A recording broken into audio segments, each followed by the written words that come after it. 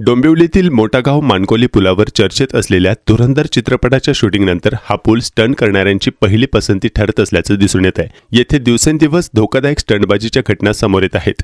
अलीकडेच या पुलावर काही तरुणांनी जीव धोक्यात घालून स्टंट केल्याचा एक व्हिडिओ सोशल मीडियावर वेगाने व्हायरल होत आहे।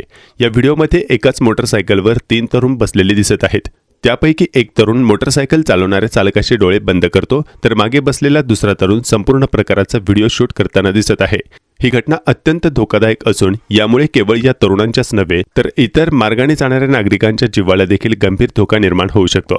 स्थानिक नागरिकांच्या म्हणण्यानुसार मानकोली पुलावर यापूर्वीही अशा प्रकारच्या अनेक घटना घडल्या आहेत, ज्यामध्ये दुचाकी आणि चारचाकी वाहन चालक वेगाने स्टंट करताना दिसतात।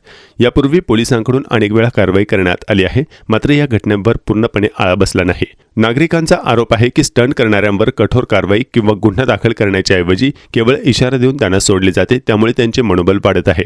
या पार्श्वभूमीवर नागरिकांनी अशा स्टंट करणाऱ्यांवर कडक कारवाई करण्याची मागणी केली आहे। गरज भासल्यास त्यांच्या पालकांची जबाबदारीही निश्चित करून त्यांच्या विरोधात देखील गुन्हा दाखल करावा अशी मागणी करण्यात आली आहे।